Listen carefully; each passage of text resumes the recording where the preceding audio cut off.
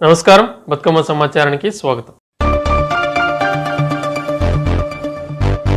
మే 23, 2025 మధ్యాహ్నం 1:10 కామారెడ్డిలోని గౌరవనీయ జూనియర్ సివిల్ జడ్జి కోర్టులో assistant public prosecutor Gugulot Ashok Shivaram Naik మరియు కామారెడ్డి టౌన్లో పిఎస్లో ఏవో2 పోలీస్ కానిస్టేబుల్ నిమ్మ సంజయ్లను ఏసీబీ అధికారులు రెడ్ హ్యాండెడ్ గా పట్టుకున్నారు.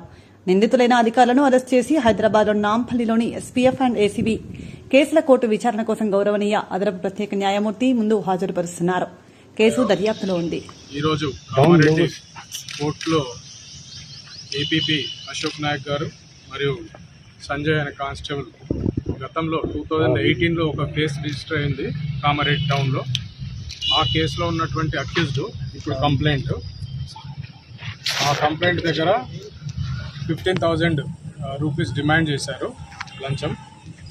అది ఎందుకంటే అతని కేసు తొందరగా ఎండ్ చేయడానికి గాను, తర్వాత ఎక్విట్ చేయడానికి ఆ కేసులో 15,000 డిమాండ్ చేస్తే అతని బతులంటే ఒక 10,000 ఇవ్వని అని చెప్పేసి బేరం కుదిరింది వాళ్ళకి.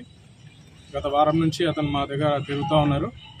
ఈరోజు ఆ 10,000 ఏదైతే లంచం డబ్బులు ఉన్నాయో అది కలెక్ట్ చేసుకుని అతను మా దగ్గర రావడం జరిగింది. ఈరోజు అశోక్ కుమార్ నాయక్కి మరియు సంజయ్కి ఇస్తుండగా రెడ్ హ్యాండెడ్గా పట్టుకోవడం జరిగింది ఏసీబీ. తద్వారా వాళ్ళను ఈరోజు విచారించి రేపు నాంపల్లి కోర్టు ఏసీబీ కోర్టులో రిమాండ్ నిమిత్తం వాళ్ళు అక్కడికి తరలించడం జరుగుతుంది. తర్వాత ఇక్కడ అధికారులు కానీ ప్రజల్ని ఇబ్బంది పెట్టేటట్టుగా లంచం అడిగితే ప్రజలు ఏసీబీని యూజ్ చేసుకొని ఏసీబీకి సమాచారం ఇస్తే ఇట్లాంటి అధికారులను పట్టుకొని రిమాండ్కి తరలించడం జరుగుతూ ఉంది. 1064 అని టోల్ ఫ్రీ నంబర్ ఉంది. తర్వాత వాట్సాప్, ఫేస్బుక్ ఇవన్నిట్లో కూడా మీకు ఇప్పుడు ఇవ్వడం జరుగుతుంది. ఇది అందరికీ ప్రజలకు తెలియజేసేటట్టు చేసి చైతన్యం చేయాలని చెప్పి కోరుతున్నాను. ఏపీపీ గారి ఇంట్లో సోదాలు చేస్తారు, అది జరుగుతున్నాయి. అది ప్రాసెస్లో భాగంగా కానిస్టేబుల్ ఇంట్లో కానీ ఏపీపీ గారి ఇంట్లో కానీ సోదాలు జరుగుతాయి. అడిగినట్టు ఆరోపణలు ఉన్నాయి. ఇంకా మిగతా ఎవరైనా లేదండి, ఇప్పుడు ఇదే ఫస్ట్ టైం. అవి తర్వాత ఇప్పుడైతే విచారణలో ఉంది భాగంగా మీకు చెప్తాను. ఓకే అండి, రైట్. అనారోగ్యంతో మెడికల్ ఇన్వాలిడేషన్ అయిన కార్మికుడి కుమారుడికి ఉద్యోగం ఇవ్వకుండా విజిలెన్స్ విచారణ పేరుతో వేధింపులకు గురి చేస్తున్నారని ఐఎఫ్టీయూ నాయకులు ఐకృష్ణ ఆరోపించారు. సింగరేణి మారుపేర్ల విజిలెన్స్ కేసుల సమస్య పరిష్కారానికి చర్యలు తీసుకోవాలని డిమాండ్ చేస్తూ ఐఎఫ్టీయూ ఆధ్వర్యంలో ఆర్చివన్ జీఎం కార్యాలయం ముందు ధర్నా చేపట్టారు. ప్రభుత్వం స్పందించి మారుపేర్ల బాధితులకు వెంటనే న్యాయం చేయాలని ఐకృష్ణ కోరారు. అనంతరం పర్సనల్ మేనేజర్ రవీందర్రెడ్డికి వినతి పత్రం అందజేశారు. విజిలెన్స్ కు పంపించి ఆ విజిలెన్స్ ద్వారా ఇప్పటికి కూడా ఒక్క కేసు కూడా పరిష్కారం జరగలే. ఏండ్ల ధరబడి ఒక్కొక్క కేసు 10 సంవత్సరాల నుంచి కూడా ఇవాళ సింగరేణి యాజమాన్యం దగ్గర పెండింగ్ లో ఉన్నటువంటి విషయం. ఆ రకంగా ఇవాళ కార్మిక కుటుంబాలకు ఆ పిల్లలకు మానసికమైనటువంటి ఒక క్షోభను ఇవాళ సింగరేణి యాజమాన్యం కల్పించింది. గత కొంతకాలంగా అనేక సార్లు సింగరేణి యాజమాన్యం దృష్టికి తీసుకెళ్లినా కూడా ఫలితం లేకుండా పోయింది. 2019లో రీజనల్ లేబర్ కమిషనర్ దగ్గర జరిగినటువంటి మారు పేరు కార్మికుల సమస్య పరిష్కారానికి సంబంధించినటువంటి అగ్రిమెంట్ను కూడా వాళ్ళు తుంగలో తొక్కారు. గోలేట్ నుంచి కొత్తగూడెం దాకా పాదయాత్ర జరిపిన, హైదరాబాద్లో ఇందిరా పార్క్ దగ్గర ధర్నా చేపట్టిన, సింగరేణి భవన్ హైదరాబాద్ దగ్గర ధర్నా చేపట్టిన చీమ కుట్టినట్టు కూడా సింగరేణి యాజమాన్యానికి లేదు. దీన్ని మేము ఐఎఫ్టీగా తీవ్రంగా ఖండిస్తున్నాం. గత పాలకులు, గతంలో ఉన్నటువంటి ముఖ్యమంత్రి కేసీఆర్ కూడా ఈ సమస్యను పరిష్కారం చేస్తానని చెప్పి హామీ ఇచ్చాడు. ఆ హామీ పక్కకు పోయింది. ఆ తర్వాత ఎన్నికల్లో మన ఇప్పుడున్నటువంటి ముఖ్యమంత్రి ఎన్నికలకు ముందు కూడా వీళ్ళ యొక్క సమస్యను, మారుపేర్ల సమస్యను నేను పరిష్కారం చేస్తానని హామీ ఇచ్చిండు. ఆయన కూడా మర్చిపోవడం జరిగింది. ఇట్లా ప్రతి ఒక్కరూ ఎన్నికల సందర్భంలో వీళ్లను వాడుకోవడం తప్ప వీళ్ళ యొక్క సమస్య పరిష్కారం మాత్రం చేయలేదు.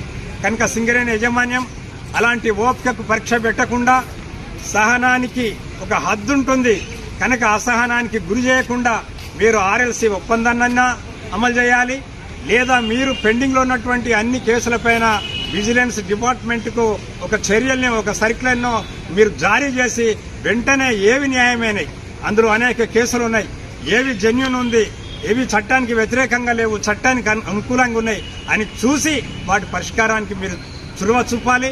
అందులో బలరాం నాయక్ గారు ఏదైతే ఇవాళ సింగరేణి యాజమాన్యంలో ఒక యజమాని పాత్ర కాకుండా ఒక కార్మికునిలాగా ఇవాళ తిరుగుతూ అనేక సమస్యలు పరిష్కారం చేస్తున్నాడు.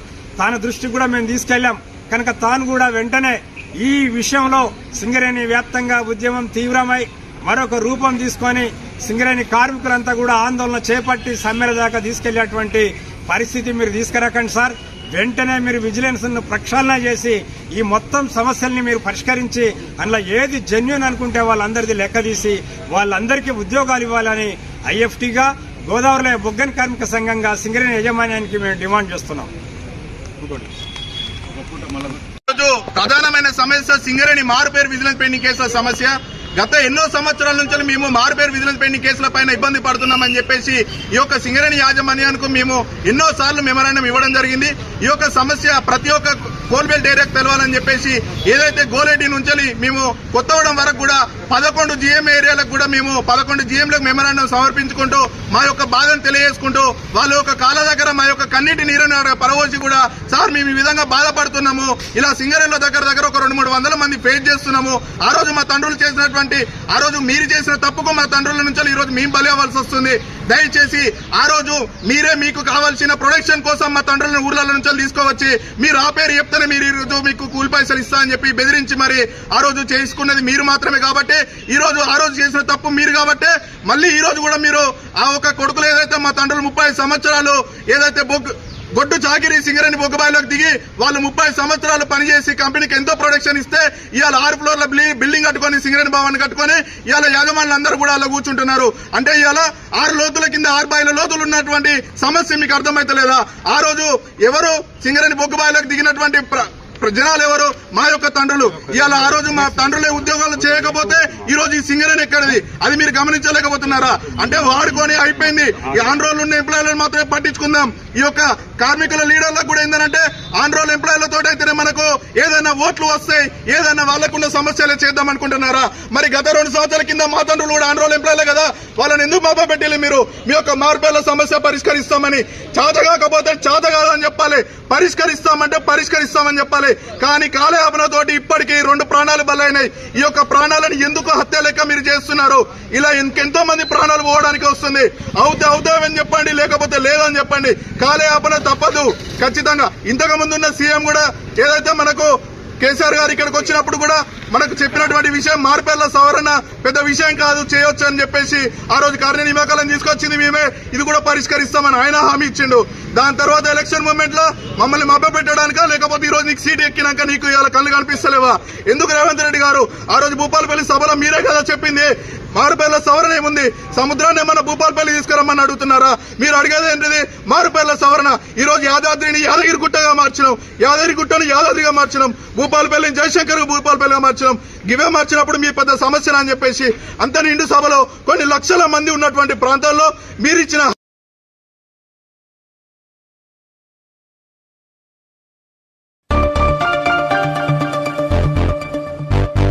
తెలంగాణ ప్రభుత్వం ఉపాధ్యాయులకు బోధనపై పట్టు సాధించాలని 5 రోజుల పాటు నిర్వహించిన శిక్షణ విజయవంతమైంది. జోగులాంబ గద్వాల జిల్లా విద్యాశాఖ అధికారి అబ్దుల్ గనీ ఆధ్వర్యంలో పట్టణంలోని సరస్వతి, నేతాజీ, మోమిన్ మహల్లా బాలుర ఉన్నత పాఠశాల, సంస్కార్, ఎస్ఆర్ విద్యానికేతన్ కేంద్రంలో డీఆర్పీ, ఎంఆర్పీల ఆధ్వర్యంలో కోర్సు డైరెక్టర్లు బోధనా అంశాలపై శిక్షణ ఇచ్చారు.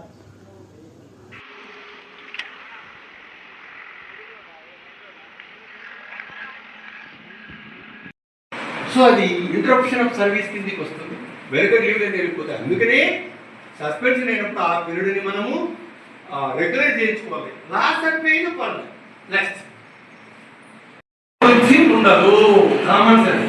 నీ వేతనం ప్రజలు ఈఆర్ఎస్ కాదు, మళ్ళీ వేతనం అంటే పేనే. ఈఆర్ఎస్ వస్తాయి, అది ఏంటే ఎన్హాన్స్మెంట్ ఎప్పుడో వస్తాయి అనుకో. నెక్స్ట్ ఇంక్రిమెంట్ వల్ల 1.12 చూడండి, ఇంక్రిమెంట్ రేట్ మారినది చూడండి. ఇది రూల్ 6. మనకు ఎన్నో రకాల లీవ్ ఉన్నాయి. ఇప్పుడు ఒక ఆయన మెడికల్ లీవ్ లో ఉన్నాడు, తర్వాత స్టార్ట్. గుడ్ మార్నింగ్ అండ్ నమస్కారాలు to all Gadwal district teachers and headmasters and source.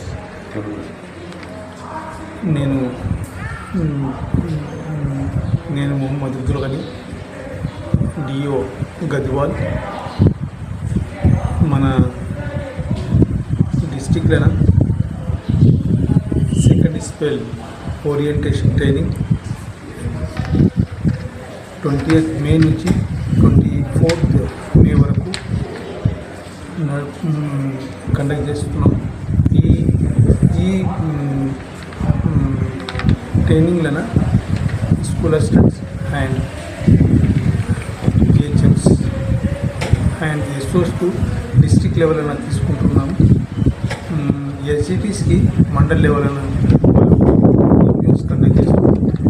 ఈ 5 డేస్లో డైలీ అటెండెన్స్ ప్రకారం చూస్తే 98-99% అటెండెన్స్ ప్రతి ఒక్క సెంటర్లో ఉన్నాయి. ఈ ట్రైనింగ్లో మన టీచర్స్ అండ్ హెడ్ మాస్టర్స్ చాలా మంచిగా పార్టిసిపేట్ చేసి చాలా సక్సెస్ఫుల్ చేశారు. ఈ ట్రైనింగ్ పొందిన తర్వాత మళ్ళీ గ్రౌండ్ లెవెల్లో బడిబడ్డ ప్రోగ్రాం 6 జూన్ నుంచి ఉంది. ఆ 6 నుంచి జూన్ నుంచి ఉన్నప్పుడు ఈ అంశం మీద బడిబడ్డ ఎన్రోల్మెంట్ డ్రైవ్ కొరకు వాళ్ళు డోర్ టు డోర్ విజిట్ చేసి ఎన్రోల్మెంట్ ఎన్హాన్స్ చేయడానికి ప్రయత్నం చేస్తారు. అట్లనే మన క్వాలిటీ ఇంప్రూవ్ చేయడానికి, అవుట్కమ్ ఎక్కువ పర్సంటేజ్ రావడానికి తప్పకుండా వాళ్ళు హార్డ్ వర్క్ చేసి మంచి రిజల్ట్ తీసుకురావడానికి ప్రయత్నం చేస్తారు. Thank you. ధన్యవాదాలు.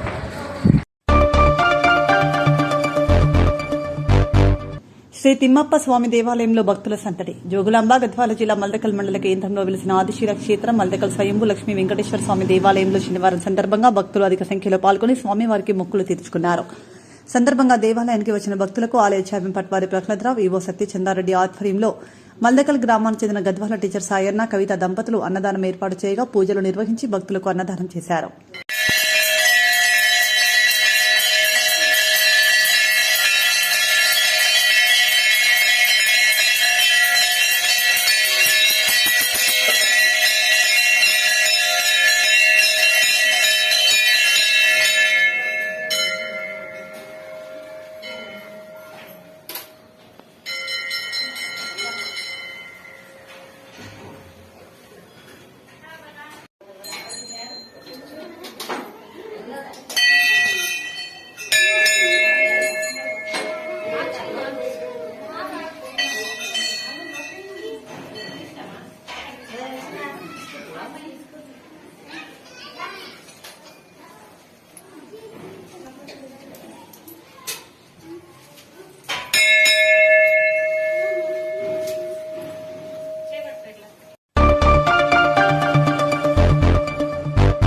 ఖమ్మం జిల్లా నేలకొండపల్లి మండలంలో ఇందిరమ్మ ఇండ్ల పట్టాలు పంపిణీ. ఖమ్మం జిల్లా నేలకొండపల్లి మండలం వ్యవసాయ మార్కెట్ కమిటీ రైతు వేదికలో ఖమ్మం పార్లమెంట్ సభ్యులు రామ సహాయం రఘురామరెడ్డి మాట్లాడుతూ ప్రభుత్వం నుండి మంజూరైన ఇందిరమ్మ ఇండ్ల పట్టాలను అర్హులైన లబ్దిదారులకు పంపిణీ చేసి మంజూరైన ఇండ్లను సకాలంలో కట్టుకోవాలని కోరారు. కార్యక్రమంలో మార్కెట్ కమిటీ చైర్మన్ వెన్నపూసల సీతారాములు అధికారులు పాల్గొన్నారు. 7,000 కోట్ల రూపాయలు దాని మీద పెట్టి తీసుకున్నారన్నమాట. ఇప్పుడు మళ్ళీ ఆ ప్రాజెక్ట్ స్టార్ట్ అవబోతుంది అన్నమాట. అందుకొరకే మళ్ళీ చెప్తున్నా, ఈ ప్రభుత్వం మీ ప్రభుత్వమే, మీరే ఈ ప్రభుత్వం కాపాడుకోవాలి, పనులు కూడా మీరే చేయించుకోవాలి. మాత్రం మేము సిద్ధంగా ఉన్నాం చేయడానికి. అందరూ రైతులు చల్లగా బతకాలని మా ఆలోచన కూడా ఉందన్నమాట. మీరు లేకపోతే మేము లేము. మీరు ఓట్లేసి గెలిపించిన రాజకీయ నాయకులు మేమే. ఆ పాత ముఖ్యమంత్రి గారు మనుషుల దగ్గర కూడా చూడండి, మొత్తం ఆ ఆఫీస్ నిండా మనుషులు అనమాట. పోయిన ప్రభుత్వం అట్లా లేకుంటే అప్పుడు కేసీఆర్ గారు కలవాలంటే మామూలు పోవచ్చింది, ఆయన కొడుకునే కలవకపోయినా. అదేంటి మీరే సహించారు, ఇప్పుడు మీరే మమ్మల్ని ఎన్నుకున్నారు. మీరు తొందర ఎందుకు పడుతున్నారు విమర్శలు చేయడానికి? మమ్మల్ని రోజు రోడ్ల పట్టి కాంగ్రెస్ ఏం చేస్తుంది, కాంగ్రెస్ ఏం చేస్తున్నా విమర్శలు వస్తుంది అనమాట. చూడండి రిజల్ట్ చూడండి మీరే. అందుకొరకే రైతులు, ప్రత్యేకంగా రైతులు కష్టపడండి. వేరే పథకాలు పెట్టాము, ఉద్యోగాలు ఇచ్చాము. 60,000 ఉద్యోగాలు ఆల్రెడీ వచ్చాయి అన్నమాట 1 yearలోనే. మీరే చెప్పుకోవాలి. ప్రశ్న కూడా మీరే అడగాలి. మీరేం చేసి 10 ఏళ్లలో మీరేం చేసి. సీతారామ ప్రాజెక్ట్ ఇక్కడనే మన ఖమ్మం జిల్లానే చూసుకోండి. 10 ఏళ్లలో ఒక న్యాయపైసా పెట్టలేదు. 7 కోట్ల రూపాయలు 20% కేవలం 20% కంప్లీట్ చేసి 7,000 కోట్ల రూపాయలు దాని మీద పెట్టి తీసుకున్నారనమాట. ఇప్పుడు మళ్ళీ ఆ ప్రాజెక్ట్ స్టార్ట్ అవబోతుంది అన్నమాట. అందుకొరకే మళ్ళీ చెప్తున్నా, ఈ ప్రభుత్వం మీ ప్రభుత్వమే. మీరే ఈ ప్రభుత్వం కాపాడుకోవాలి. పనులు కూడా మీరే చేయించుకోవాలి. మాత్రం మేము సిద్ధంగా ఉన్నాం చేయడానికి. అందరూ రైతులు సరళ బతకాలని మా ఆలోచన కూడా ఉందన్నమాట. మీరు లేకపోతే మేము లేము. మీరు ఓట్లేసి గెలిపించిన రాజకీయ నాయకులు మేమే. ఆ పాత ముఖ్యమంత్రి గారు మంత్రుల దగ్గర కూడా చూడండి, మొత్తం ఆ ఆఫీస్ నిండా మనుషులు అనమాట. పోయిన ప్రభుత్వం అంటే లేకుంటే అప్పుడు కేసీఆర్ గారిని కలవాలంటే మామూలు పోవచ్చింది, ఆయన కొడుకునే కలవకపోయినా.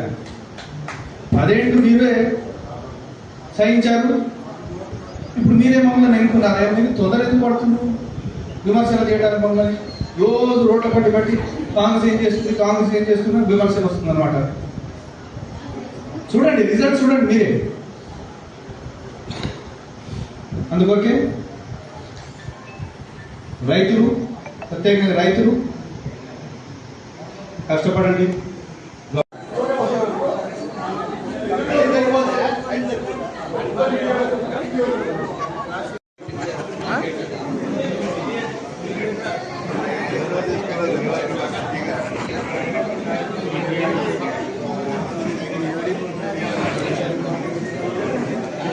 పెరుగాపురం మండలం నుంచి ముక్కల రాకేష్.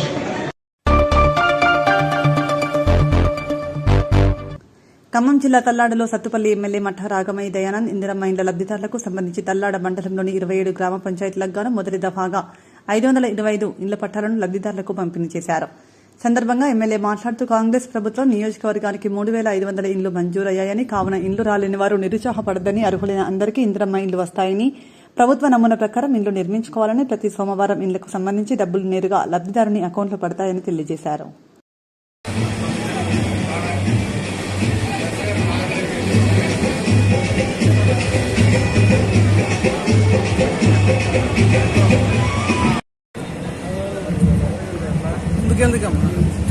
ముందుగా అందరికీ నమస్కారం. ఈరోజు పెద్ద పండగ వాతావరణం కనిపిస్తుంది. అందరూ 10 సంవత్సరాల నుంచి ఎప్పుడెప్పుడా అని ఎదురు చూస్తున్న ఇందిరమ్మ ఇల్లు అనే కళ ఈ రోజు నెరవేరబోతుంది. ఇవంతా కూడా మన గౌరవ ముఖ్యమంత్రి శ్రీ సీఎం రేవంత్ రెడ్డి గారి చలవ వల్ల, బట్టి గారి ఆర్థిక సహకారం వల్ల, మన రెవెన్యూ మరియు గృహ నిర్మాణ శాఖ మంత్రి పొంగులేటి శ్రీనివాస్ రెడ్డి గారి చొరవతోటి, అలాగే తుమ్మల గారి ఆశీస్సులతో, అండదండలతో ఇవాళ మనం ఇంత మంచి ప్రోగ్రామ్ ఇంత భారీ ఎత్తున చేసుకోగలుగుతున్నాం. అవునా కదా? మరి మనం వాళ్ళందరికీ కృతజ్ఞతలు చెప్పుకోవాలా లేదా? జై కాంగ్రెస్! సీఎం రేవంత్ రెడ్డి గారి నాయకత్వం. Thank you. అందరికీ మనవి చేసేది ఏంటంటే, మనం పేద ప్రజలకు కావాల్సినవి 3 అవసరాలు: కూడు, గూడు, మరి కట్టుకోవడానికి బట్ట. మరి గత ప్రతి సంవత్సరంలో మనం చూసాం, పేద ప్రజలను మోసం చేసి బంగారు తెలంగాణ తీసుకొస్తానని నమ్మించి, నీళ్లు, నియామకాలు, నిధులు తీసుకొస్తాను, మన తెలంగాణ ప్రజలని బాగు చేస్తానని అబద్ధపు వాగ్దానాలు ఇచ్చి అధికారంలో వచ్చిన కేసీఆర్ ఏం చేశాడు? బీఆర్ఎస్ ప్రభుత్వం ఏం చేసింది? పట్టుమని ఒక ఊరికి 10 ఇళ్ళు కూడా ఇవ్వలేకపోయింది 10 సంవత్సరాల కాలంలో. మన తల్లాడ మండలం తీసుకుంటే ఈ 10 సంవత్సరాల్లో 160 ఇళ్ళు ఇచ్చారు. అంటే ఒక్కొక్క ఊరికి 10 కూడా రాలే 10 సంవత్సరాల కాలంలో. నిన్న మేము పెరుపల్లి మండలం, వేంసూరు మండలం, సత్తుపల్లి మండలం 3 కూడా మేము ఇళ్ల పట్టాలు పంపిణీ చేయడం జరిగింది. అక్కడ కూడా చూసుకుంటే మండలానికి 150-200 చొప్పునే ఇల్లు ఇచ్చాడు 10 సంవత్సరాల్లో. అంటే మొత్తం సత్తుపల్లి నియోజకవర్గం 5 మండలాలు కలిపి అయినా 1200 నుంచి 1300 వరకు ఇండ్లు మాత్రమే ఇచ్చారు. అంటే సంవత్సరానికి 12 ఇండ్లు ఇచ్చింది ఆయన. ఇలాంటి మనుషులు ఇవాళ రోడ్లెక్కి బహిరంగ సభలు పెట్టి మీటింగులు పెట్టి అవాకులు జవాకులు వెళ్తున్నారు. కాంగ్రెస్ ఏం చేసింది అని ఇవాళ నేను నిగదీసి ప్రశ్నిస్తున్నా. కాంగ్రెస్ ఏం చేసింది? కళ్ళకు కనిపించట్లేదా? కళ్ళకు గంతలు కట్టుకున్నారా మీరేమన్నా? వచ్చిన సంవత్సర కాలంలోనే 3500 ఇల్లు మొట్టమొదటి విడతలో ఇస్తున్నాం. ఎప్పుడన్నా ఇంత భారీ ప్రోగ్రాం పెట్టి ఇల్లు ఇచ్చారా? టీఆర్ఎస్ వాళ్ళు ఎక్కడైనా ఇచ్చారా అని నేను ప్రశ్నిస్తున్నా. మరి వాళ్ళ మన అక్క చెల్లెళ్ళ దృష్టిలో వాళ్ళ కళ్ళల్లో ఆనందం చూస్తుంటే కడుపు నిండినంత సంతోషంగా ఉంది. ఎందుకంటే ఇందిరమ్మ రాజ్యం అంటేనే పేదల రాజ్యం, ప్రజాప్రభుత్వం. పేద ప్రజల బాగు కోసం, వాళ్ళ అభ్యున్నతి కోసం ఎంత దూరమైన వెళ్తారు. మాట ఇస్తే వెనక్కి తీసుకోవడం కానీ మడవ తిప్పడం కానీ ఉండదు. కానీ బీఆర్ఎస్ వాళ్ళు కానీ బీజేపీ వాళ్ళు కానీ ఒకటే దుష్ప్రచారం చేస్తా ఉన్నారు. వచ్చి ఎన్ని నెలలు అయింది? 15 నెలలు అయింది. 15 నెలల్లో ఇన్ని అభివృద్ధి పథకాలు చేస్తున్నాం. మహిళలందరికీ బస్సు ఫ్రీ లేదా? ఉందా లేదా? మాట్లాడండి. అలాగే గ్యాస్ 500 సబ్సిడీ, కరెంటు 200 యూనిట్ల వరకు ఫ్రీ ఉందా లేదా? ఎవరైనా బిల్లులు కడుతున్నారా? మనలో ఎవరు కట్టట్లేదు. అలాగే రేషన్ షాపుల ద్వారా మనందరికి సన్న బియ్యం అందుతుందా? 2 నెలల నుంచి ఒక్కొక్కరికి 6 కేజీల చొప్పున అందుతుందా లేదా? మరి ధనికులు తినే బియ్యమే మన పేద ప్రజలు కూడా తినాలి. దొడ్డు బియ్యం వాళ్ళు ఎవరు తినలేకపోతున్నారు అన్న ఉద్దేశంతో, వాళ్ళకి అనారోగ్య సమస్యలు వస్తున్నాయన్న ఉద్దేశంతో సీఎం రేవంత్ రెడ్డి గారు మరి కృతనిశ్చయంతో ఆర్థికంగా రాష్ట్రానికి భారం అయినా సరే మనకి సన్న బియ్యం పంపిణీ చేపట్టారు. అలాగే దాని ద్వారా ఒక కుటుంబానికి ఇప్పుడు మనం బయట కొనాలంటే ఎంత? ఒక్కొక్క కేజీ 60 రూపాయల దాకా ఉంది. మరి ఒక్కొక్క మనిషికి 6 36 360 రూపాయలు మనకి వస్తుంది ఇంట్లో ఒక కుటుంబ సభ్యులకి. అంటే ఈ లెక్కన మన కుటుంబ సభ్యులను బట్టి 2000 నుంచి 3000 దాకా మనకు మిగులుతుంది.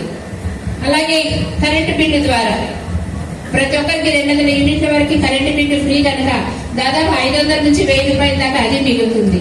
మహిళలకైతే ఎక్కడ పోవాలన్నా ప్రయాణం ఫ్రీ కనుక అది కూడా మనం ప్రయాణం చేసేదాన్ని బట్టి మనం చాలా మంది చిన్న చిన్న ఉద్యోగాలు చేసుకుంటూ అప్ అండ్ డౌన్ చేస్తూ ఉంటారు. అందరూ మేము వెళ్ళం కదా అంటారు. వెళ్లే వాళ్ళ గురించి కూడా చెప్తున్నాను. ప్రతి ఒక్కరు కూడా బస్ ఎక్కే ఉంటారు, ప్రతి ఒక్కరు ఉపయోగించుకునే ఉంటారు. వెళ్ళినప్పుడంతా మనకి ఆధార్ కార్డు చూపిస్తే చాలు, టికెట్ లేదు. హైదరాబాద్ దాకా కూడా ఉచిత ప్రయాణమే. ఆ ఖర్చులన్నీ మిగులుతా ఉన్నాయి. రెగ్యులర్ గా ఉద్యోగాలు చేసుకునే మహిళలకైతే 3000 నుంచి 5000 దాకా కూడా నెలకు మిగులుతా ఉన్నాయి. ఇవన్నీ కూడా కాంగ్రెస్ ప్రభుత్వం ద్వారా లబ్ధి పొందుతున్నాం మనం. కానీ ఇవాళ మనం చెప్పుకోలేకపోతా ఉన్నాం, చెప్పట్లేదు. కాంగ్రెస్ ఏమి ఇస్తుంది అంటే లోక్సభ దేశకే కూడా 14 ఇచ్చారు. జై కాంగ్రెస్, జై కాంగ్రెస్. మీకు అందరికీ నా వందనాలు. కాంగ్రెస్, జై జై జై కాంగ్రెస్. Thank you.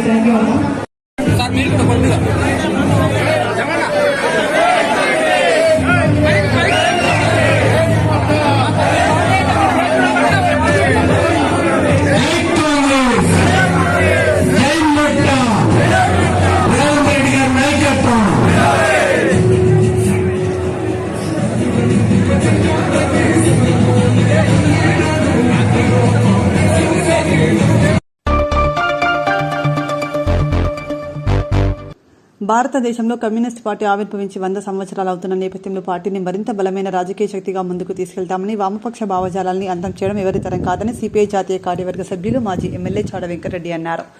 గోదావరికని భాస్కరరావు భవన్లో ఏర్పాటు చేసిన సిపిఐ పెద్దపల్లి జిల్లా కార్యవర్గ సమావేశానికి ఆయన ముఖ్య అతిథిగా పాల్గొని మాట్లాడుతూ దేశంలో అధికారంలో ఉన్న బీజేపీ ప్రభుత్వం మావోయిస్ట్ నేతలను ఎన్కౌంటర్ పేరుతో చంపుతూ పైశాచిక ఆనందాన్ని పొందుతూ ప్రజాస్వామ్యాన్ని కూని చేసిందని ఆయన ఆరోపించారు. వారితో పాటు సిపిఐ శంకరన్న గారు, వారితో పాటు జిల్లా అసిస్టెంట్ సెక్రటరీ మరియు కార్యవర్గ సభ్యులు ఈ సమావేశంలో పాల్గొంటా ఉన్నారు. సందర్భంగా పెద్దపల్లి జిల్లా మహాసభలో ఒకటం మొత్తం కూడా ఈ జిల్లాలో ఉన్నటువంటి శాఖలు, పట్టణాలు, మహాసభల నేపథ్యంలో ఈరోజు ఇక్కడికి చాలా మరి ఏదైనా ఈ రాష్ట్ర రాజకీయ పరిస్థితులకు సంబంధించి వారు మాట్లాడాల్సిందిగా మీడియాతో మాట్లాడుతూ భారత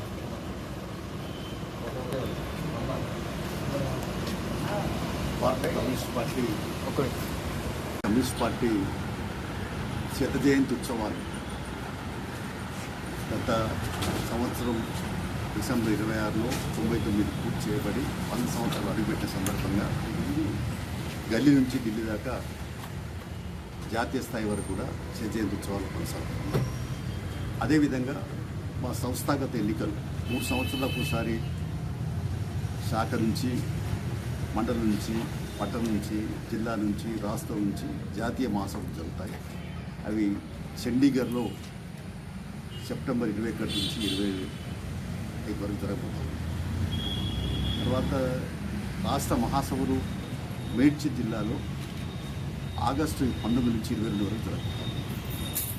ఈ సందర్భంగా మరింత ప్రజలకు చేరువ కావాలా, దగ్గర కావాలా, ప్రజల మధ్య, ప్రజల చేత ప్రజల వరకు ఉద్యమాలు నిర్మించాలనేటువంటి పార్టీ సంకల్పంతో ముందుకు సాగుతున్నది. ఈ మధ్యకాలంలో పరిణామాలు చూస్తూ ఉంటే వైపునేమో పాకిస్తాన్కు, భారతదేశానికి యుద్ధం సాగింది. అందులో ఉగ్రవాదులు జమ్మూ కాశ్మీర్లో అనామకులైన, అమాయకులైన చిన్నారులను చూడకుండా కూడా 28 మంది ఉగ్రవాదులు లేకున్నారు. సరే, దాని తర్వాత సింధు ఆపరేషన్ బాగా సక్సెస్ అయింది. టెర్రరిస్టులపై దాడులు జరిగినాయి. మంచి పరిణామంగానే భావిస్తుంది. అయితే ఏదైనప్పటికీ కూడా పాకిస్తాన్తో చర్చలు వాళ్ళ అధికారులు, మన అధికారులు కలిసి చేసుకున్నారు. యుద్ధం ఆపాలనుకున్నారు. చర్చల ద్వారా కొంత కొలిక్కి వచ్చింది. మళ్ళీ నిన్న మొన్నటి నుంచి మళ్ళీ కూడా డ్రోన్ల ద్వారా మళ్ళీ దాడులు చేసే కుట్ర సాగుతుందని చెప్పి మన సైన్యాలు, అంటే మన బలగాలని అప్రమత్తమైనటువంటి పరిస్థితి సాగుతాం. మరోవైపున నరేంద్ర మోడీ, అమిత్ షా ఇద్దరు కూడా కూడబలుకొని ఈ దేశంలో వామపక్ష భావజాలాన్ని అంతం చేయాలనేటువంటి దృఢ సంకల్పంతో ఆలోచిస్తున్నట్టు కనపడతా ఉంది. వాళ్ళ స్టేట్మెంట్, వాళ్ళ ప్రకటనలు కూడా అలాగే ఉన్నాయి. అయితే ఈ మధ్య చూస్తూ ఉంటే మావోయిస్టు పార్టీని 2026 లోపల ఖతం చేస్తాం, లేకుండా చేస్తాం, నిర్మూలన చేస్తాం అనేటువంటి ఒక శపథం ఒక హోంశాఖ మంత్రిగా చేస్తే, ప్రధానమంత్రి సమర్థిస్తే, ఇంకా ప్రజాస్వామ్యానికి ఏమైనా విలువ ఉంటుందా, ప్రజాస్వామ్యానికి ఏమైనా మూలం ఉంటుందా అనేటువంటి ప్రశ్న ఒక చోట చర్చ జరుగుతాం. పక్క దేశంతో చర్చ జరుపుకొని పరిష్కారం అయింది. ఇక్కడనేమో ఈ మధ్య ఛత్తీస్గఢ్ ములుగు కర్రెగుట్టల కాడ జరుగుతూ ఉంటే వాతావరణం ఎట్లయిపోయిందంటే, అది కర్రెగుట్టలు అనేది ఒక పెద్ద ప్రచారం, ఇంటింటా మనిషికి ఒక చర్చనీయాంశంగా మారినటువంటి పరిస్థితి. మావోయిస్టులు శాంతి చర్చలకు సిద్ధం అని చెప్పినారు. శాంతి చర్చలకు సిద్ధం అన్నప్పుడు ప్రభుత్వం ఎందుకు ఎట్లా పడితే ఎట్లా దొరికితే అట్లా డ్రోన్ల ద్వారా, రకరకాల శకటాల ద్వారా మన ఈ దండకారణ్యంలో వడబోసి ఎక్కడ వీలైతే అక్కడ, ఎట్లా వీలైతే అట్లా చంపేటువంటి పరిస్థితి, అంటే కూటకి ఎన్నుకుంటుంది. ఈ రకమైనటువంటి కుట్రకు పాల్పడడాన్ని సిబిఐ తీవ్రంగా ఖండిస్తున్నది. ఈ మోడీ ప్రభుత్వం దీన్ని పరిష్కారం చేయకపోతే, సమస్యలు శాంతియుతంగా చర్చల ద్వారా పరిష్కారం చేసుకోకపోతే అసలు మావోయిస్టులకు సిద్ధాంత పునః జరుగుతుంది. కాబట్టి మీరు చర్చ సిద్ధం అన్నప్పుడు అసలు డాక్టర్ బిఆర్ అంబేద్కర్ రచించిన రాజ్యాంగంలోనే కూడు, గుడ్డ, నీడ, విద్య, వైద్య సౌకర్యాలు, సోషలిస్టు ప్యాటర్న్ ఆఫ్ సొసైటీ, అంటే సమసమాజ లక్ష్యంగా భవిష్యత్తు అడుగులేయాలని చెప్పి రాయబడి రాజ్యాంగంలో. ప్రశ్నించే గొంతుకలు తప్పనిసరిగా ఉంటాయి. ప్రాథమిక హక్కులు కూడా కొన్ని పొందుపరచబడ్డాయి.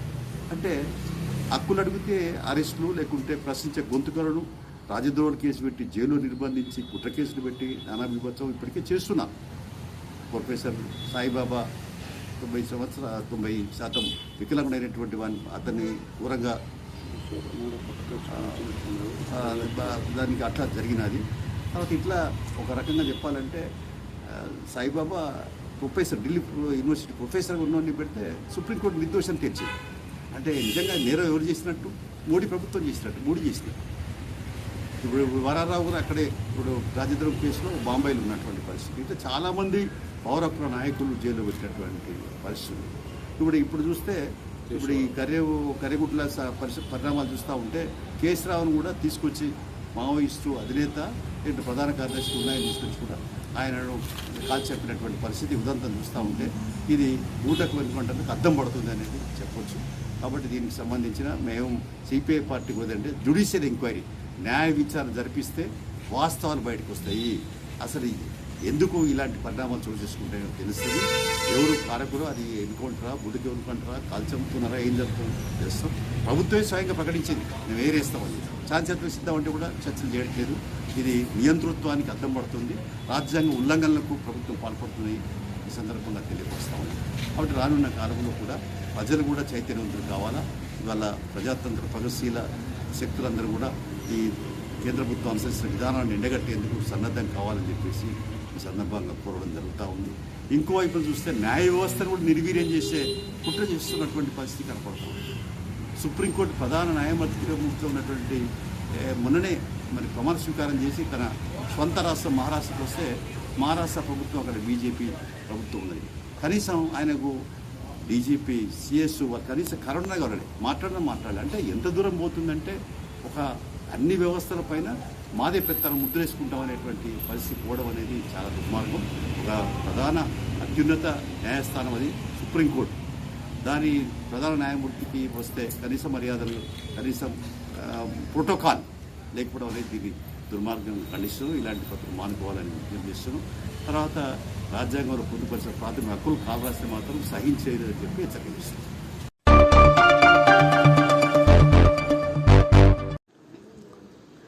తెలంగాణ రాష్ట్ర ఐటీ శాఖ మంత్రి దుద్దిల శ్రీధర్ బాబుపై అసత్య ఆరోపణలు డీసీసీ ప్రధాన కార్యదర్శి సూరసమ్మయ్య తీవ్రంగా ఖండించారు. పెద్దపల్లి జిల్లా పాలకుర్తి ప్రెస్ క్లబ్లో శనివారం పాలకుర్తి మండల కాంగ్రెస్ పార్టీ ఆధ్వర్యంలో ఏర్పాటు చేసిన విలేకరుల సమావేశంలో సూరసమ్మయ్య పాల్గొని మాట్లాడుతూ పెద్దపల్లి ఎంపీ గడ్డం వంశీ ఫోటో లేదని ప్రచారం చేయడం సిగ్గుచేటన్నారు. అదేవిధంగా ప్రిన్సిపల్ సెక్రటరీ గారు దేవాదాయ శాఖ శైలజ రామయ్య గారి పైన అనుచిత వ్యాఖ్యలు చేసిన సందర్భాన్ని ఖండిస్తూ మా పాలకుర్తి మండల కాంగ్రెస్ పార్టీ ఆధ్వర్యంలో ఇలా ప్రెస్ మీట్ ఏర్పాటు చేయడం జరుగుతోంది. పుట్ట మధుకర్ గారు ఏదో ఒక రోజు పేపర్లు ఉండాలని, నా ఉనికిని కోల్పోతా ఉన్నా అని చెప్పని జీర్ణించుకోలేక అవాకు చెవాకులు పేరడం ఆయనకు అలవాటుగా మారిపోయింది. ఎందుకు చెప్తా ఉన్నామంటే కాళేశ్వరం పుష్కరాలని ప్రతిష్టాత్మకంగా తెలంగాణ ప్రభుత్వం ఇలా అంగరంగ వైభవంగా చేస్తా ఉంటే ఎక్కడ శ్రీధరబాబు కుటుంబానికి, ఎక్కడ తెలంగాణ ప్రభుత్వానికి పేరొస్తూ అని చెప్పని ఓర్వలేక మా కాంగ్రెస్ పార్టీ అంతర్గత వ్యవహారాల్లో ఆయన తలదూర్చి ఆయనకి ఎలాంటి సంబంధం, ఎంపీ ఫోటో అనేది ప్రోటోకాల్ పక్కన పెట్టలేదనేది ఈయన ఓడు అడగడానికి, నువ్వు ఎవరైనా మా పార్టీకి సంబంధించి అడగడానికి కానీ మేము పాలకుర్తి మండల పార్టీ పక్షాన ఖండిస్తా ఉన్నాం. పుష్కరాలకు సంబంధించి ఒక ప్రిన్సిపల్ సెక్రటరీ గారు ఫ్లెక్సీలు డిజైన్ చేస్తారా? నీకు ఆ మాత్రం అవగాహన లేకపోతే ఎట్లా? ఏదైనా చిన్న చిన్న తప్పులు ఉంటే మా పార్టీ చూసుకుంటుంది. మా పార్టీ అంతర్గత విషయం అది. ఆ చిన్న విషయానికి శైలజ రామయ్య గారి పైన ఎస్సీ ఎస్టీ కేసు పెట్టాలని అంటా ఉన్నావు. నువ్వు ఎమ్మెల్యే ఉన్నప్పుడు, మంత్రిలో రౌడీ రాజకీయం నడిపినప్పుడు, నీ హయాంలో మంత్రిని మధుకర్ హత్య జరిగినప్పుడు, Seelam Rangaiah police station lockup death అయినప్పుడు, వామన్ రావు దంపతులు నడి రోడ్డు మీద నరికి చంపినప్పుడు నీ మీద ఏ విధమైన ఎస్సీ ఎస్టీ కేసు పెట్టాలో నువ్వు చెప్పాలా. ప్రజలందరూ నిన్ను చీదరించుకొని నీ రౌడీ రాజకీయాన్ని ఈ మంత్రపులో కొనసాగుకుంటా ఓడగొట్టినా నీకు బుద్ధి వస్తలేదు, ఓడగొట్టినా నీకు సోయస్తలేదు.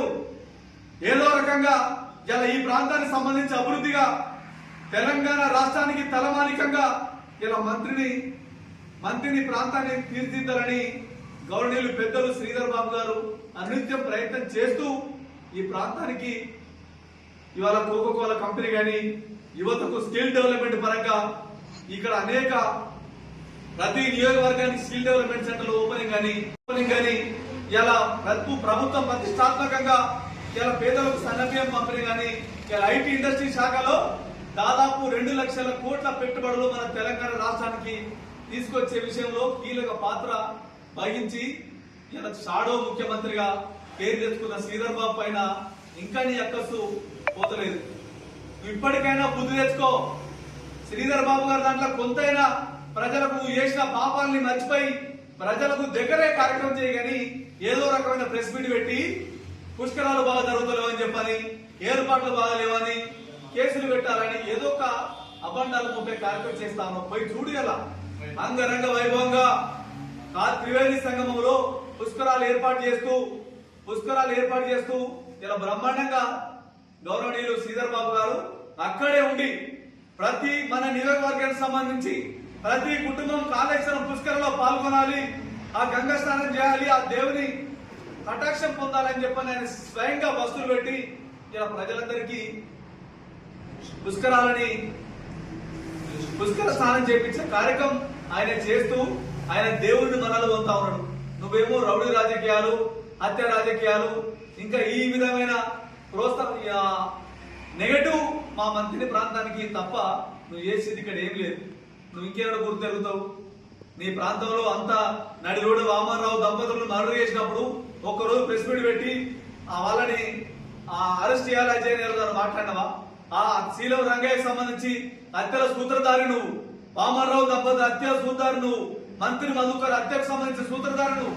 నీ మీద ఎన్ని అభియోగాలు నేను చెప్పడానికి కాంగ్రెస్ పార్టీ కార్యకర్తలే సిగ్గొస్తా ఉంది. నీ మీద ప్రెస్ మీట్ మాట్లాడాలంటే ఏ రోజు కూడా మా నాయకుడు నీ మీద ఒక్కరోజు కూడా మాట్లాడలే.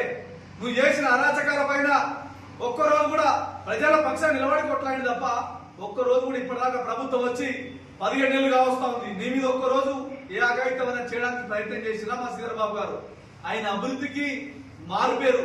అభివృద్ధికి సంబంధించే ప్రజలకు దగ్గర కావాలి ఆ కుటుంబాన్ని.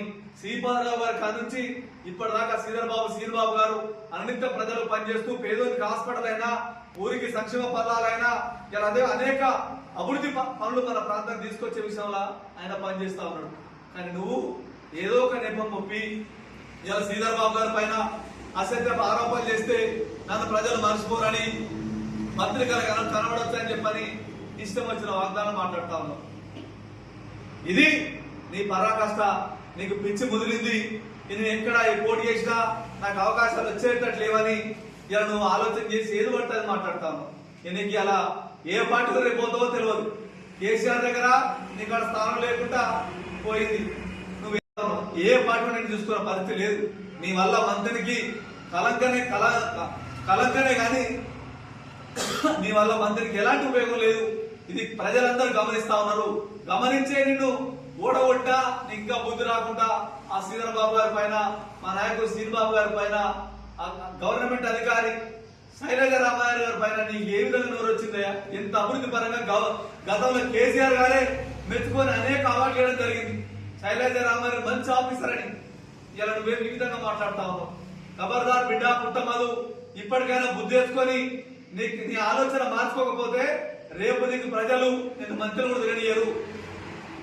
పోయి కాళేశ్వరం పుస్తకాలు చూడు ఎంత అంగరంగ వైభవంగా హారతి, గంగా హారతి కాశీలో ఏ విధంగా జరుగుతా ఉందో అంతకు మించి ఇక్కడ చేస్తా ఉన్నారు. ఇలా అన్ని ఏర్పాట్లు అంగరంగ వైభవంగా చేస్తా ఉన్నారు. బుద్ధి వేసుకో ఖబర్దార్. మా నాయకుల పైన మాట్లాడితే ఇంకొకసారి నీకు ప్రజలే బుద్ధి చెప్తారని హెచ్చరిస్తూ జై కాంగ్రెస్, శ్రీధర్ బాబు గారి నాయకత్వం, శ్రీధర్ బాబు గారి నాయకత్వం, శ్రీధర్ బాబు గారి నాయకత్వం.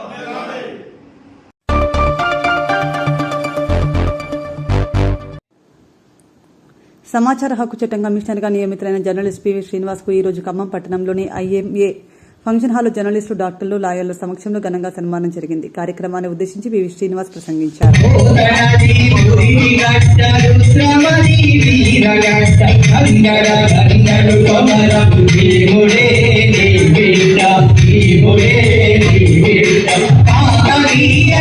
మనకి విస్మరించారంటే వాళ్ళు నష్టపోయినట్టు, వాళ్ళు అవమానం తప్ప అవమానం నాకు కాదు.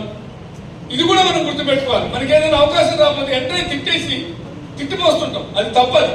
ఎవరైనా కూడా మన అవకాశం వాళ్ళు ఇవ్వలేకపోతే వాళ్ళ కర్మ అనుకోవాలి తప్ప నాకు మోసం చేశారు, నాకు అది చేశారు, ఇది చేశారని మనం అనుకోవాల్సిన అవసరం లేదు, బాధపడాల్సిన అవసరం లేదు, మనం దాని గురించి చర్చించుకోవాల్సిన అవసరం లేదు, దాని గురించి ఆలోచించాల్సిన అవసరం అంతకన్నా లేదు. గుర్తుపెట్టుకోండి. ఎందుకంటే అవకాశం అనేది నీ తలుపు తట్టి రావాలి తప్ప నువ్వు తలుపు తీసి కూర్చుంటే ఎన్నికలప్పుడు ఓట్లప్పుడు తలుపులు తీసి కూర్చుంటారు 12 కూడా, ఎందుకంటే ఇంకా రాలేదు మా ఇంటికి. అట్లా కాదు కదా, ఇది అది కాదు. ఇది ఏంటి, తలుపు తట్టి మనకి అవకాశం నీకు వచ్చిందని చెప్పి పిలవాలి. ఇందాక సృజన చెప్పినట్టు ప్రథమ తర్వాత ముఖ్యమంత్రి గారు పిలిచి నువ్వేం ఆలోచిస్తున్నావు అని అడిగాడు. నాకేం ఆలోచన లేదు అన్న. అట్లాంటిది నువ్వేదో ఒకటి ఆలోచించాలి కదా, నాకు పెద్దగా ఏం లేదన్నా అంటే ఆయనే ఇదైతే నీకు సూటబుల్, నువ్వు నీ కూర్చున్న చోటకి ఒక జ్యుడిషియరీ పోస్టు, నువ్వు కూర్చున్న చోటకి అధికారం వస్తాడు, ఒక ప్రోటోకాల్ ఉంటుంది అని ఒక పని జరిగి నువ్వు ఇది తీసుకోవాలన్న, అది నీ ఇష్టం అని చెప్పి ఆయన అంటే ఎంత మనిషి కన్సర్న్ ఉంటే వాళ్ళు ఎట్లా ఫాలో అప్ చేస్తారు. నోటిఫికేషన్ వచ్చిన రోజు ఫోన్ చేశాడు, ఆ రోజు నీ ఖమ్మంలో ఉన్నా అంటే జనరల్ గా నోటిఫికేషన్ చూసావా అని అడిగాడు. ఏం సంబోధిస్తాడు ఇక్కడ, నేను అది చెప్పకూడదు, నన్ను ఏం సంబోధిస్తాడు అనేది ఇక్కడ నేను చెప్పను. ఫోన్ చేసి నోటిఫికేషన్ వచ్చింది చూసావా అన్నాడు. ఏం నోటిఫికేషన్ అన్నా అంటే ఆర్టీఐ నోటిఫికేషన్ వచ్చింది, అప్లై మర్చిపోకుండా నిర్లక్ష్యం చేస్తాం. చేసిన తర్వాత ఒక నెలకు 2 నెలల తర్వాత ఈ నెల 20కి కంప్లీట్ అయిపోతుంది, మీ ఆఫీసులో చెప్పే నుంచి రానని చెప్పేసి అని. సరే అనుకోకుండా డిలే అయిన తర్వాత ఒక రోజు అనుకోకుండా 1-to-1 ఇద్దరమే కలుసుకొని మాట్లాడుకునే సందర్భంలో ఆయన పాపం నేను ఫీల్ అవుతున్నా అనుకున్నాను. నేనేం ఫీల్ కాదు, ఎందుకంటే ఇవ్వాలని ఉన్న కొన్ని సర్కమ్స్టెన్స్ సందర్భం రాదు, కుదరదు, ఒక్కోసారి డిలే అయిపోతాయి. కొద్దిగా లేట్ అయింది, కొద్దిగా లేట్ అయింది, అనుకోకుండా లేట్ అయింది అన్నాను. నేను దాని గురించి రాలేదు, వేరే విషయాలు మాట్లాడడానికి వచ్చాను తప్ప దాని గురించి రాలేదని చెప్పి మళ్ళీ సమావేశం జరిగే రోజు ఇవాళ ఫైల్ అయిపోతుందని మళ్ళీ ఫోన్ చేసి, అంటే కన్సర్న్ మన మంచితనమా లేదు, మనం ఆయనకి ఏమైనా సర్వీస్ చేసామా లేదు, ఇటువంటి వాడికి అన్యాయం జరిగింది అని గుర్తించి న్యాయం చేయాలనుకున్నారా, ఏమనుకున్నారో మనుషులు మనకు తెలియదు.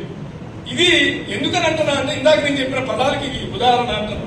ఎవరో ఏదో మనకి చేశారు రాదు అని నిరాశపడాల్సిన అవసరం లేదు. ఎప్పుడైనా ఖచ్చితంగా మనం ఆశాజీవులం, 2 కష్టాన్ని నమ్ముకొని మన నిజాయితీని నమ్ముకొని మన యొక్క మనస్తత్వం మంచిగుంటే ఎక్కడైనా ఎప్పుడైనా ఏదైనా మనం పొందొచ్చు అనేటువంటి విశ్వసించేవాడిని. ఎందుకంటే ఇందాక వాళ్ళందరూ చెప్పారు.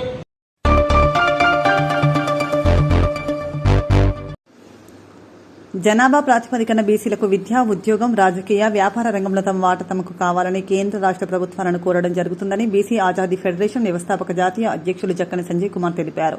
బీసీ ఆజాదీ ఫెడరేషన్ ఆధ్వర్యంలో రాష్ట్ర వ్యాప్తంగా చేపట్టిన బీసీ మేలుకొలుపు రథయాత్ర శనివారం గోదావరికని పట్టణానికి చేరుకుంది. జనాభా ప్రాతిపదికన బీసీలకు విద్యా, ఉద్యోగ, వ్యాపార, రాజకీయ రంగాల్లో మా వాటా మాకు కావాలనేటువంటి నినాదంతో ఇవాళ ఈ యొక్క బీసీ మేల్కొల్పు యాత్ర గోదావరికనికి చేరుకున్నది. ఆసిఫాబాద్ జిల్లా వాంకిడిలో ప్రారంభమైనటువంటి బీసీ మేల్కొల్పు యాత్ర ప్రతి పల్లెను, ప్రతి గూడాన్ని తిరుగుతూ గోదావరికని పట్టణానికి ఈ సందర్భంగా రావడం జరిగింది. బీసీ మేల్కొల్పు యాత్ర ద్వారా మేము కేంద్ర రాష్ట్ర ప్రభుత్వాలను రిక్వెస్ట్ చేస్తూ ఉన్నాం. ప్రతి పౌరుడి అభివృద్ధి చెందితేనే దేశ అభివృద్ధి అవుతుంది.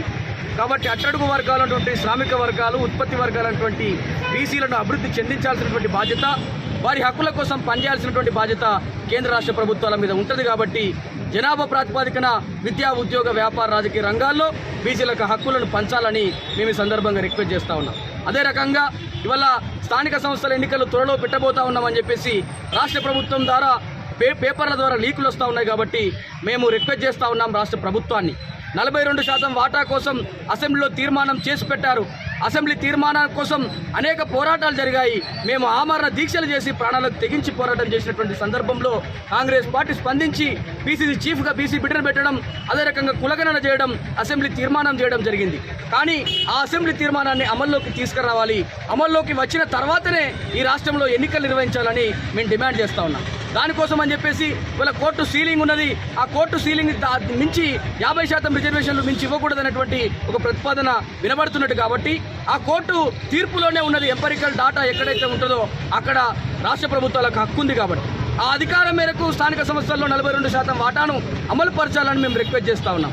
అదే రకంగా ఒకవేళ అది ఆ యొక్క చట్టానికి ఉల్లంఘన అయితే మాత్రం తమిళనాడు తరహాలో ఆ యొక్క 42% బిల్లును 9వ షెడ్యూల్లో చేర్చడానికి పోరాటం చేద్దాం.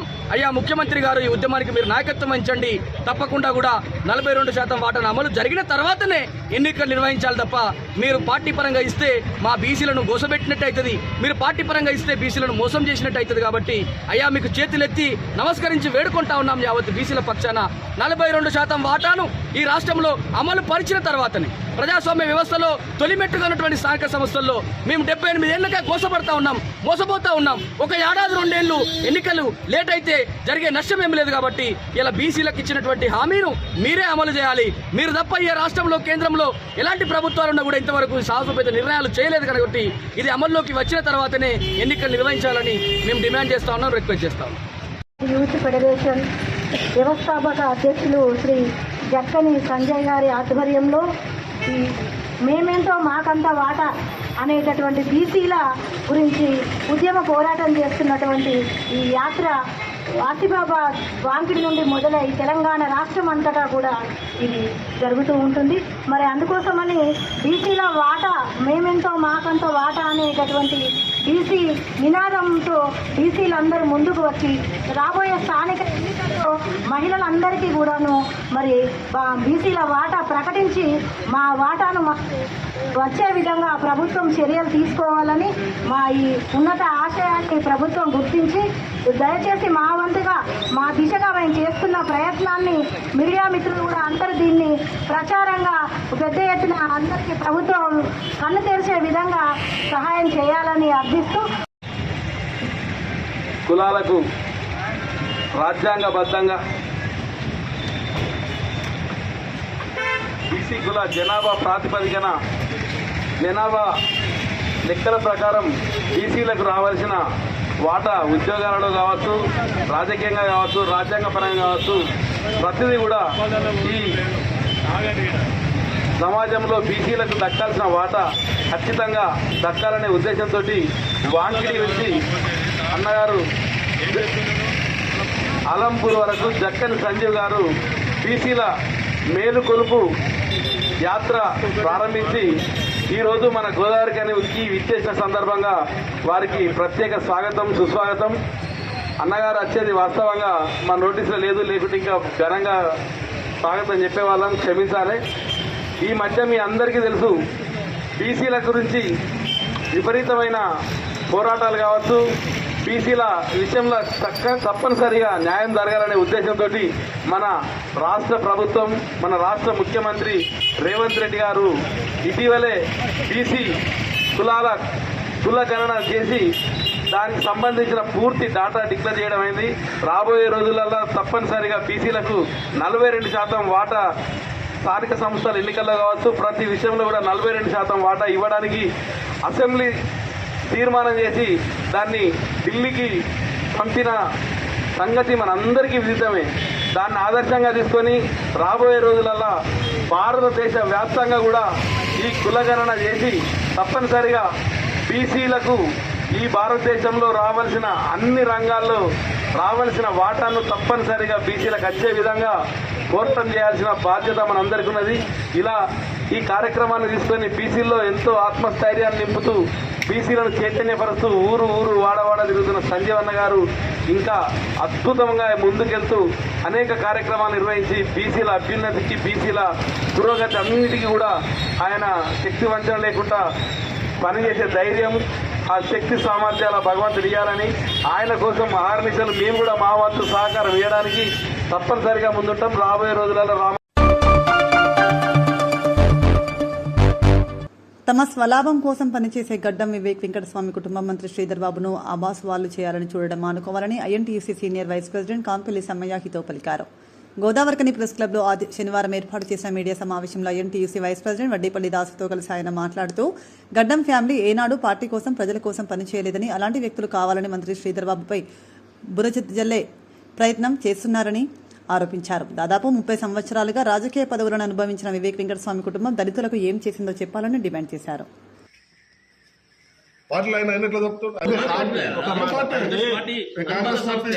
ఒక మాట సింగరేణి ఎలక్షన్ రాష్ట్ర ప్రభుత్వం ఎలక్షన్ ఐఎన్టీసీ కాంగ్రెస్ కార్యకర్తలు సింగరేణిలో ప్రాంతానికి వచ్చినప్పుడు ఐఎన్టీసీ ఎలక్షన్లకు వచ్చినప్పుడు ఓన్లీ ఐఎన్టీసీకినే ఓడియడం జరిగింది. మరి దాన్ని ఏమన్నా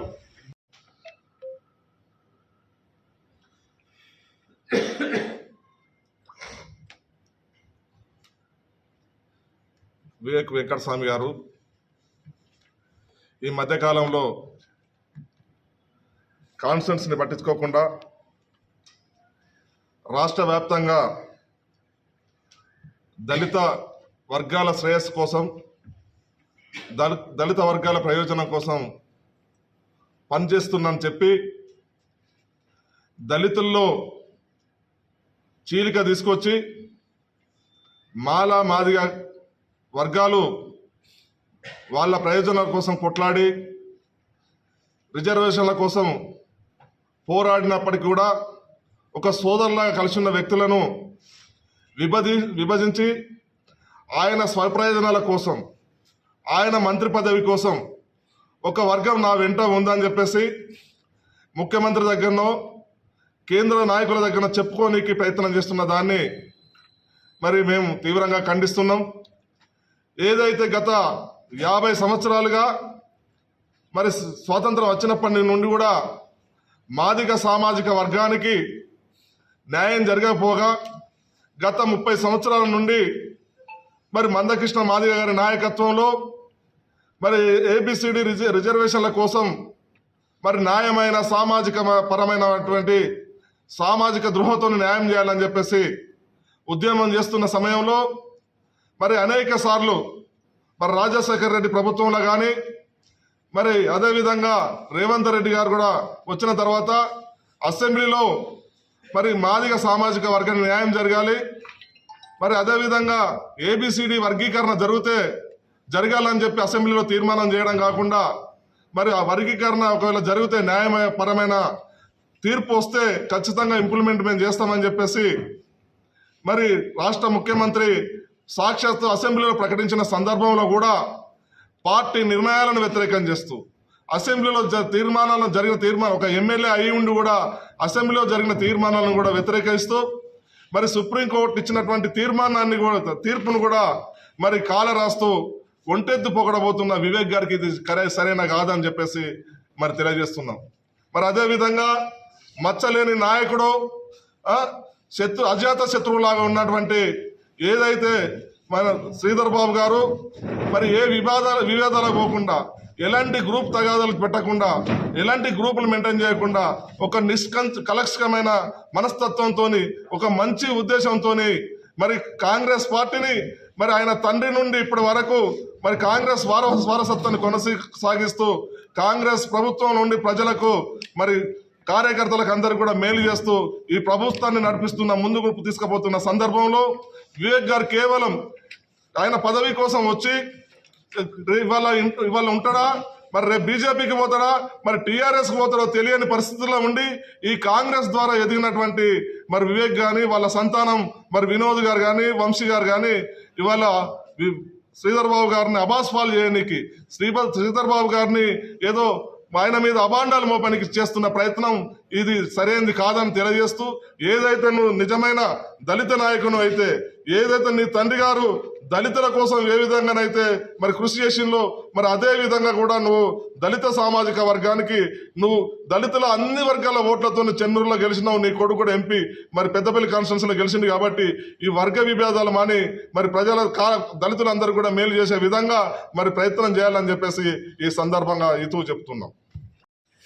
గడ్డం ఫ్యామిలీ వాళ్ళ చరిత్ర చూసుకున్నట్టయితే ఏనాడో గోనె ప్రకాశ్రావు 12 పేజీల ఉత్తరం రాసిన సందర్భాన్ని ఈరోజు గుర్తు చేసుకోవాల్సి వస్తుంది. ఎందుకంటే మేము NSCI youth Congress party trade union ఐఎన్టీసీలో కొనసాగుతున్నాం. 60 ఏళ్ళు పూర్తి అయిపోయింది. చిన్నప్పటి నుంచి మేము కాంగ్రెస్ పార్టీలో ఉన్నాం అయితే దళితులుగా. ఈరోజు నీ కొడుకు కానీ నువ్వు కానీ ఏనాడు కానీ ఎన్ఎస్సిఐ కానీ యూత్ కాంగ్రెస్ కానీ పనిచేసిన దాఖలాలు ఏం లేవు. వెంకటస్వామి గారి కొడుకుగా అని చెప్పుకోవడానికి అర్హత ఒకటి తప్ప మీరు పార్టీలో పనిచేసినట్టు ఏనాడు లేదు.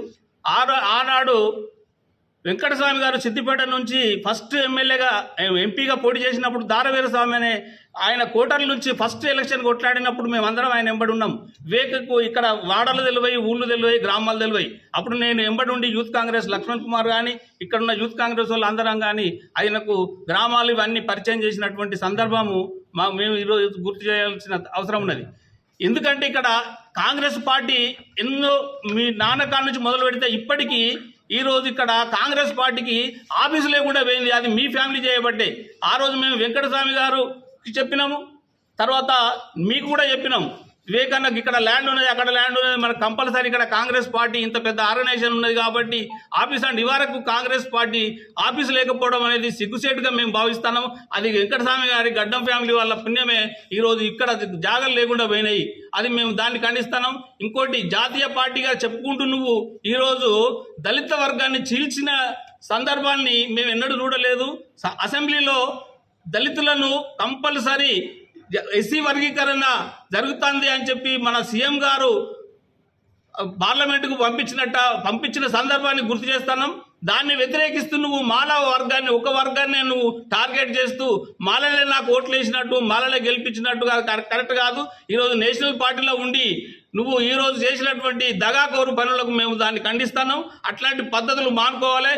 ఈరోజు స్వచ్ఛందంగా మనస్ఫూర్తిగా ప్రశాంతంగా పనిచేసేటువంటి మా ఐటీ శాఖ మంత్రి దుద్దిల్ల శ్రీధర్ బాబు గారిని వాళ్ళ నాన్న స్వచ్ఛందంగా పనిచేసిండు. ఈరోజు ఎన్నో గ్రామాలకు మనం మామూలు వాళ్ళని పోతే కూడా భయమైనటువంటి పరిస్థితులు ఉంటాయి. అటువంటి గ్రామాలలో ఆర్గనైజేషన్ చేస్తూ అక్కడ పునాదులు వేసుకుంటూ కాంగ్రెస్ పార్టీని ఈ రకంగా తీర్చిదిద్దుకుంటూ వచ్చినటువంటి శ్రీధర్ బాబు మీద మీరు ఈ రకంగా అబ్బాస్ పాలు చేయడం అనేది కరెక్ట్ కాదని చెప్పి మేము మనవి చేస్తున్నాం. మీరు ఏదైనా ఉంటే స్థానికంగా ఉండి మీ కొడుకు కానీ మీరు కానీ స్థానికంగా ఉండి స్థానిక ప్రజలకు న్యాయం చేసినట్టయితే మేము అందరం హర్షించే వాళ్ళం.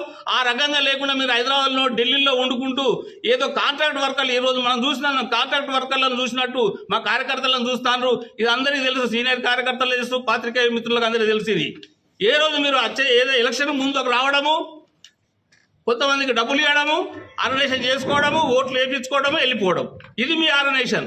దాన్ని ఇక ముందు సాగది. దయచేసి మీరు ఇప్పటికైనా గ్రామాలలో స్థానికంగా ఎక్కడైతే మీరు గెలుస్తారో అక్కడ ఉండుకుంటూ పనిచేసినట్టయితేనే మీకు ఆదరణ లభిస్తుంది. లేనట్టయితే మీరు వ్యతిరేకంగా అందరికీ, సమాజానికి కానీ ఇక్కడ ఉన్నటువంటి ప్రజలకు కానీ వ్యతిరేకులు అయిపోతారు. ఈరోజు స్వచ్ఛందంగా పనిచేసేటువంటి శ్రీధర్ బాబు గారి మీద మీరు అభరణాలు వేయడం అనేది కరెక్ట్ కాదు. మీరే తప్పు చేస్తారు. మీ కొడుకు, మీరు మీ నాన్న ఫోటోలు పెట్టి ఫ్లెక్సీలు పెట్టుకుంటారు. దాని తర్వాత మీ ఫ్లెక్సీలో బొమ్మ పెట్టినందుకు మీరు ఈ రకంగా చేయడం అనేది తప్పు. ఇది కొన్ని డబ్బులు ఇచ్చి చేసేటువంటి కార్యక్రమాలు చేస్తారు. మీ డబ్బు మతంతో మీరు ఏదో మాట్లాడితే కరెక్ట్ కాదని చెప్పి ఈ సందర్భంగా మేము మీ ద్వారా వాళ్ళకు విన్నవిస్తాను.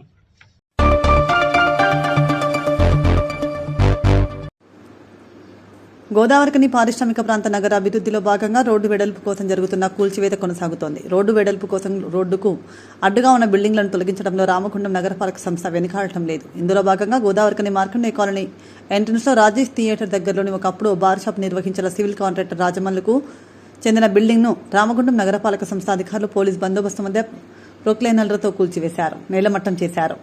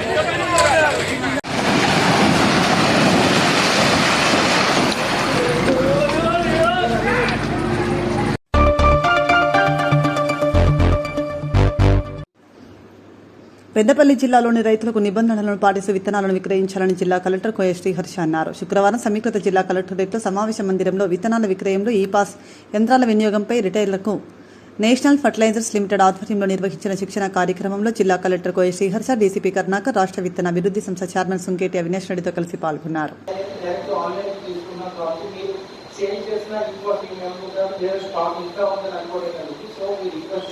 ఏ రోజు కాదు స్టేట్ అంటే ఇన్ఫర్మేషన్ ఆన్లైన్లో అయితే చూడండి. అది ఫస్ట్ థింగ్ అన్నమాట. మీరు ఒకసారి ఆన్లైన్లో చేస్తారంటే మీకు సఫిషియెంట్గా ఇన్ఫాక్ట్ బఫర్ కూడా ప్లాన్ చేసుకోవడం ఈజీ అవుతున్నారు. మీరు అన్ని ఆన్లైన్లో చేయకపోతే ఓవరాల్గా ఇక్కడ కానీ స్టేట్ లెవెల్లో కానీ వాళ్ళు ఏమనుకుంటారు, మన దగ్గర ఆల్రెడీ యూరియా ఉంది అనుకుంటారు. సో మనకి యూరియా రాక అనేది డిలే అవుతుంది అన్నమాట. సో ఇది ఒక రిక్వెస్ట్ అందరూ డీలర్స్కి. సెకండ్ థింగ్ వచ్చేసి ఇంకా ఏమైనా అవసరం ఉంది అని అంటే ఒక 1-2 days ముందే చెప్పగలిగితే మేము ప్లేస్ చేయడం జరుగుతుంది. ఫర్ ఎగ్జాంపుల్ నేను రివ్యూ చేసుకుని చూసినప్పుడు నాకు అర్థమైంది. అందుకని మనం విత్తనాలు అందించేటప్పుడు ఇవాళ రైతుకు విత్తనమే ప్రధానమైంది.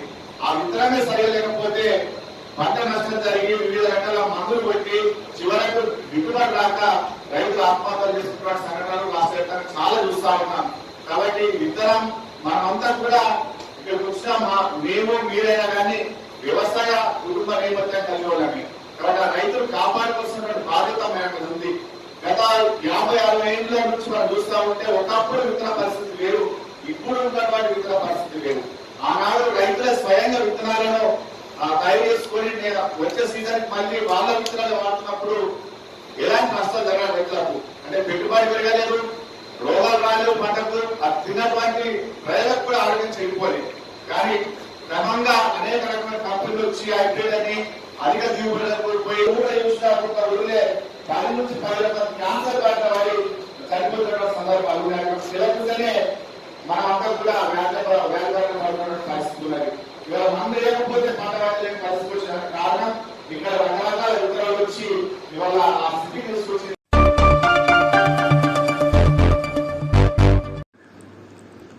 సేవా కార్యక్రమాల నిర్వహణలో రామగుండం రీక్రియేషన్ క్లబ్ ముందు భాగాన నిలుస్తుందని రామగుండం రీక్రియేషన్ క్లబ్ అధ్యక్షులు బల్మూరి అమరేందర్రావు తెలిపారు.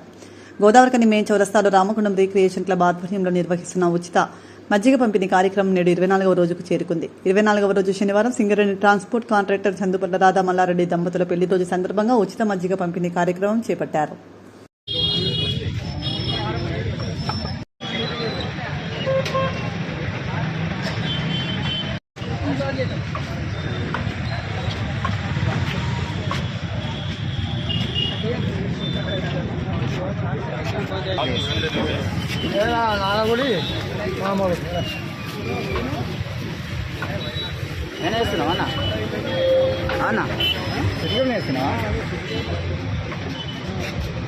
రామగుండం రిక్రియేషన్ క్లబ్ ఆధ్వర్యంలో గోదావరికని చౌరస్తాలో ప్రజానికానికి ఉచిత మజ్జిగ పంపిణీ కార్యక్రమం ఈరోజు 24వ రోజు చేరుకున్నది. ఈరోజు కార్యవర్గ సభ్యులు చందుపట్ల రాధా మల్లారెడ్డి గారు వారి యొక్క వివాహ దినోత్సవ సందర్భంగా ఈరోజు మజ్జిగను వారు స్పాన్సర్ చేయడం జరిగింది. మరి ఈ యొక్క కార్యక్రమం నిర్విఘ్నంగా కొనసాగుతున్నది. ప్రజలందరూ కూడా ఈ యొక్క అవకాశాన్ని అధిక సంఖ్యలో వినియోగించుకోవడం జరుగుతున్నది. ముందు కూడా రామగుండం రిక్రియేషన్ క్లబ్ ఆధ్వర్యంలో కూడా ఇలాంటి సేవా కార్యక్రమాలు చేయడం కోసం సభ్యులందరూ కూడా ఈ యొక్క కార్యక్రమం వాళ్ళ స్ఫూర్తిని పొంది ఇక ముందు కూడా మంచి సేవా కార్యక్రమాలు చేయడం కోసం ముందుకు రాబోతున్నారు. ఇది చాలా ఈ ప్రాంతానికి ఒక గొప్ప శుభ సూచకంగా మేము రామగుండం రిక్రియేషన్ క్లబ్ తరఫున మేము అందరం కూడా సభ్యులం భావిస్తున్నాం. రామగుండం రిక్రియేషన్ క్లబ్ ఆధ్వర్యంలో గోదావరికని చౌరస్తాలో ప్రజానికానికి ఉచిత మజ్జిగ పంపిణీ కార్యక్రమం ఈరోజు 24వ రోజు చేరుకున్నది. ఈరోజు కార్యవర్గ సభ్యులు చందుపట్ల రాధా మల్లారెడ్డి గారు వారి యొక్క వివాహ దినోత్సవ సందర్భంగా ఈరోజు మజ్జిగను వారు స్పాన్సర్ చేయడం జరిగింది. మరి ఈ యొక్క కార్యక్రమం నిర్విఘ్నంగా కొనసాగుతున్నది. ప్రజలందరూ కూడా ఈ యొక్క అవకాశాన్ని అధిక సంఖ్యలో వినియోగించుకోవడం జరుగుతున్నది. ముందు కూడా రామగుండం రిక్రియేషన్ క్లబ్ ఆధ్వర్యంలో కూడా ఇలాంటి సేవా కార్యక్రమాలు చేయడం కోసం సభ్యులందరూ కూడా ఈ యొక్క కార్యక్రమం వాళ్ళ స్ఫూర్తిని పొంది ఇక ముందు కూడా మంచి సేవా కార్యక్రమాలు చేయడం కోసం ముందుకు రాబోతున్నారు. ఇది చాలా ఈ ప్రాంతానికి ఒక గొప్ప శుభ సూచికంగా మేము రామగుండం రిక్రియేషన్ క్లబ్ తరఫున మేము అందరం కూడా సభ్యులం భావిస్తున్నాం.